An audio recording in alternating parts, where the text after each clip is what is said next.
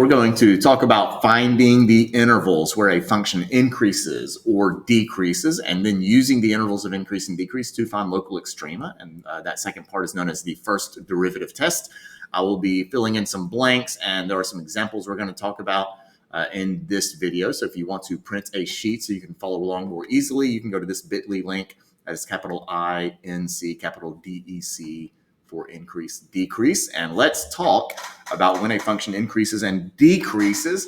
My students have already been shown this, but if you're a random person who stumbles upon this video, you do need to know that a function increases when the derivative of the function is positive, and a function will decrease when the derivative of that function is negative. And just remember, the derivative does tell you slopes. So a positive slope makes sense that a positive slope leads to a function increasing, a negative slope leads to a function decreasing. And we are going to be tasked with finding all of the intervals where a function increases and decreases. And it's kind of procedural. I don't like just following steps to get a math answer, but sometimes that's kind of a convenient way. And we will start by finding all critical numbers and discontinuities for a function f of x. And once you find those critical numbers and discontinuities for the function, those x coordinates will divide the derivative into positive and negative intervals. Uncover that. There we go. Positive and negative intervals. And so once we have those critical numbers and discontinuities and we have the intervals determined, we will choose any x coordinate that falls within those intervals. We will plug them into the derivative to determine whether the derivative is positive or negative. So we're going to determine the sign of the derivative. My own personal opinion, and to organize those intervals and the test points and knowing where a derivative is positive or negative, I personally prefer to use a number line. However, on the AP exam, if you're an AP student, you do need to remember that the number line does not count at all for work shown to support your answer. So the number line is a great organizational tool, but you must have work outside the number line to support anything that you say. And so let's put this into practice some. And in these problems, I am working with the assumption that you know how to find a derivative and simplify it. So to speed up the process, to speed up this video, I have already found the derivative and factored it for you. But you would need to do that on your own in the real world, whether it's a textbook problem or the AP exam, something like that. So we have the function, we have the derivative, and if I want to know where the derivative is positive or negative, I will start by finding out when the derivative is equal to 0, and that's going to be when 3 times x plus 1 times x minus 5 is equal to 0, and that happens when x is negative 1 and 5. So I first show how I got those critical numbers of x equals negative 1 and 5. Then I create a number line, and I plot my critical numbers first. Make sure you put them in order, because sometimes people will say x equals 5 and negative 1, which is perfectly fine, but then they just brain fart and they come over here and they put 5 on the left side of negative 1, and then it all just kind of falls apart from there. So make sure your number line's in order. So negative 1 and 5. I personally like to label the number line because we will be looking at number lines a lot. Sometimes we'll be looking at the second derivative too, and you want to make sure you recognize what the number line represents. And above each critical number, I like to put a 0 or whatever is happening there to remind myself that those are the original points. I then look at my intervals. I will pick something to the left of negative 1. Negative 2 will work. Something between negative 1 and 5. I will use 0 whenever I possibly can. And so I'm going to plug in 0, and then I'll plug in 6. And remember, we're trying to determine if the derivative is positive or negative. So I will plug each of these candidates into the derivative, f prime of negative 2, f prime of 0, and f prime of 6, to determine whether the derivative is positive or negative. So we're going to plug all of these candidates into the derivative. And when I plug in negative 2, it would be that'll be 3 times negative 2 plus 1 is negative 1. Negative 2 minus 5 is negative 7. That ends up being 21. However, I don't really care about the exact value. All I care is that that is a positive value, and therefore everything left of negative 1 would return a positive derivative value. Plug in 0, 3 times 0 plus 1, and 0 minus 5. That ends up being a negative. So everything between negative 1 and 5 will be negative. And when you plug in 6, you have 3 times 7 times 3 times 6 minus 5 is 1, not 2. And that results in a positive. And then once I have my number line all laid out, I look up here and I can tell that my derivative is positive on the intervals on the outside. So that means f is increasing from negative infinity to -1. And on a technicality, you really should, if the derivative is equal to 0 at -1, you are supposed to include that. AP exam, they will accept open parentheses as well. If you're one of my students, I will talk in detail about why we are allowed to do both. But the bracket is technically the correct version. I'm not going to get into details on that in this video for the sake of time. But there's your interval of increase and then interval of decrease. F is decreasing. That says decreasing on the intervals, and then we're between -1 and 5. And again, we will bracket those. And I know that seems contradictory because I've included -1 for both the increasing and the decreasing interval. The best explanation for that is an algebraic approach on the definition of increasing and decreasing. But for the sake of time, I'm not going to go into great detail here. If you have to explain why you know this, if I want to say why is f increasing, you would say because, my pen's not working correctly. There we go. Because f prime of x is positive, and we are decreasing on this interval because f prime of x is negative. And I'm only going to make this point once. I'm not going to stress this anymore after this problem. But keep in mind that the number line does not count as work shown. So if I'm claiming that the derivative is positive, I have to have work on paper that supports that claim. And the work on paper is this. So you must remember to include where you are evaluating those test points, because that is what is supporting your claim that the derivative is positive. Similarly, the derivative is negative because I have shown that the interval between the two critical numbers of -1 and 5 results in a negative value right here. The number line is absolutely invisible to an AP reader, so it does not count for any work shown. Make sure you have work shown outside the number line. So let's go on and talk about number 2. We have an uglier function. It's a rational expression. The derivative cleans up to that. I will set the derivative equal to 0. So -20x over x squared minus 9 squared needs to equal 0. And a fraction equals 0 when the numerator is 0. So my number line here, I have f prime. My number line will have a 0 critical number at 0. And that actually returned a 0 for the derivative. However, there are two other very important parts to look at, and that's going back to the original function. Anytime you have variables in the denominator, you need to make note of what's happening in that denominator. And this particular function has vertical asymptotes at x equals 3 and -3. And I don't want to call those critical numbers because critical numbers have a very specific definition in calculus. However, those are important enough that they need to go on the number line. So I'm going to put -3 and 3. We have vertical asymptotes at those. So above -3 and 3, I'm actually going to put a VA. It reminds me specifically what's happening there. If I put a 0 there, then I'm going to mistakenly think that f prime of -3 is 0, which it's not. So we have now 4 intervals to test. So I have to find f prime of -4 to get that left interval. I need f prime of something between -3 and 0. I'll do -1. I need f prime of +1, and I need f prime of 4. And I'm going to pause the video and work those out and come back in about 2 seconds showing you those values. And I lied because as I did in f prime -4, I noticed my derivative is very nice because your denominator is always positive. So we have 80 over a positive. And that will always result in a positive. So I'm positive right here.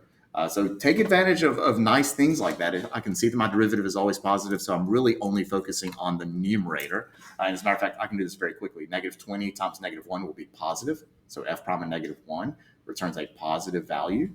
So we're positive here. If I plug in 1, -20 times 1 is -20 over a positive would result in a negative. And if I plug in 4, my numerator is negative, my denominator is always positive, so that's negative. And now I can see that my derivative is positive on these two intervals left of 0, so my function is increasing.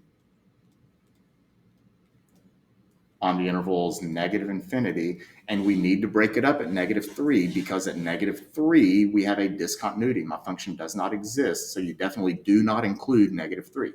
There is no defined point there. And then we continue to increase from 3 to 0. Now, 0 is a defined point, and the derivative is 0 there. We will include that 0. F decreases, decreases on the interval, and then we'll go from 0, that is an actual critical number where the derivative is 0. I will include that to 3, and then from 3 to infinity. Yeah, that's right. Sorry. I was thinking I needed to include the 3. Okay, so we're good there on number 2. Let's go on to number 3.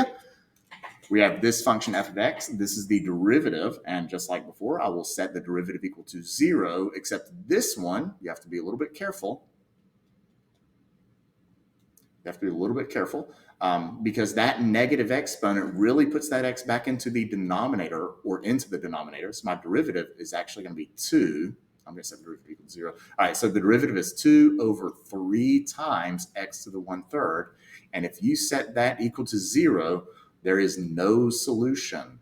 There's no solution because a fraction will equal 0 when the numerator is 0, and 2 will not equal 0. However, when I did the derivative and I cleaned it up, I ended up having an x in the denominator.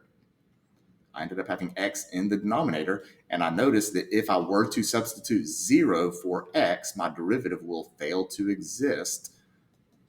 So f prime of 0 does not exist, and that's very important because that now has to go on the number line as an interval creator. The question is that a critical number?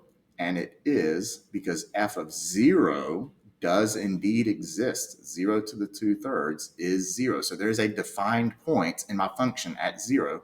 The derivative fails to exist. That means x equals 0 is a critical number. And therefore, it will go on my number line. So this number line represents my derivative. So here's f prime, and we only had the one critical number at 0. Now above that 0, I don't want to put 0 because if I write 0, that makes me think that the derivative is equal to 0 there. But in actuality, the derivative failed to exist. So I need to pick a test point to the left of 0, a test point to the right of 0. I need f prime of -1, which will be 2 over 3 times x to the 1/3 is the cube root. That's a cube root of -1. The cube root of -1 would be -1. That is a negative result. And then if I plug in 1, that's a lot easier. F prime of 1 is going to be 2/3. That is positive. And so now I can see that my function increases on the interval -infinity to 0. And the question is, should I include the 0 or should I not? And we will include that 0 because the function does exist. F of 0 was a defined point, unlike number 2. Whoops, went too far. Unlike number 2, where we had vertical asymptotes. Those values at -3 and 3, those x coordinates were undefined points for my function, which is why we did not include them. I will include the 0 here for the increase and the decrease. And by the way, that is wrong. That is where f decreases. Whoops. That is where the derivative is negative. Ha! Fixed it. So now f will increase on the interval 0. And again, we will include that 0 because it is a defined point on the function to infinity. And you never include infinity. So always put parentheses around the infinity. So there is using your derivative to find where a function increases and decreases. But there's one more thing we're going to do with this, and it is called the first derivative test. And the idea behind the first derivative test is to use those intervals where a function increases and decreases to find the x coordinates where your function has a local max or a local min. Now, one thing to remember is that all local extrema, if you have a local max or a local minimum or relative, some textbooks or teachers like to use the word relative, they will always occur at critical numbers. So those critical numbers are our candidates for local extrema. And let's think about the local extrema, and let's think about the critical numbers. If x equals c is a critical number, and you notice that your derivative changes from positive to negative at that critical number.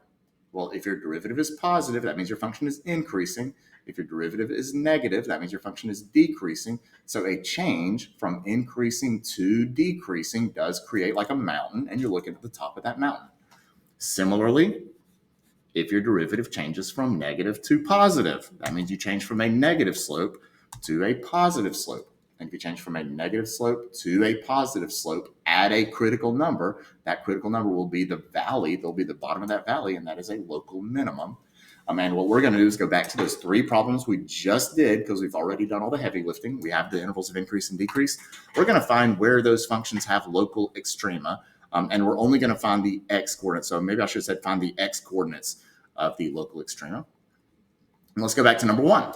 So number one, we know that the function is increasing from on the left of -1. So we're increasing, then we decrease, then we increase. That means that at x equals -1, that is a critical number where the function changed from increasing to decreasing. We have a local maximum at x equals -1. And if you wanted to justify that, you would say because f prime changes from positive to negative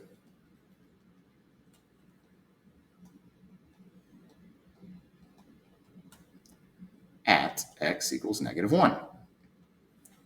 Local minimum will be at x equals 5 because at x equals 5. And if you wanted to explain it, you would say because f prime, the derivative, changes from negative to positive. That would be your justification. And any justification, any claim you make has to be supported. And again, this highlighted stuff is what's supporting that the derivative is positive or negative. The number line does not work. Okay, let's look at number 2. Where do we have a local max or a local min? First, it can only happen at critical numbers, and there was only one critical number that was at x equals 0. And you'll notice that my derivative is net positive. That means what my function is increasing. Then we have a slope of 0, and then my function is decreasing. That will be a local max, a local maximum at x equals 0 because the derivative changes from positive to negative at x equals 0. And x equals 0 is a critical number, which I've already established. And again, it didn't happen on this one, but make sure that you properly label or identify what's happening at each of the original values that separated your intervals. Because there will be cases where you have a vertical asymptote, and on the left side of the vertical asymptote, your derivative is negative, but on the right side, the derivative is positive. And you may be tempted to think local minimum because we are decreasing, and then afterwards we're increasing. However, that's an asymptote, so there is no local minimum at an asymptote. That is an undefined point. So I'm just stressing that. Make sure that you are locking into the actual critical numbers, not just the ones that are important enough to go on the number line. And then number 3, I'll finish this up. My function is decreasing. We have a negative derivative left of 0, and then a positive derivative right of 0. Now the derivative fails to exist, but again, we've already established the function does exist. That is a critical number. Therefore, we have a local minimum at x equals 0 because the derivative changes from negative to positive at that critical number. F prime changes from, well, my writing is bad. I'm trying to hurry up because this video is getting really long, to positive at that critical number. And if you were to graph x to the 2/3 in a calculator, it looks like this. It comes down and it has a cusp at the origin, which is why the derivative fails to exist. It looks something like that. And I'm now good with this lesson.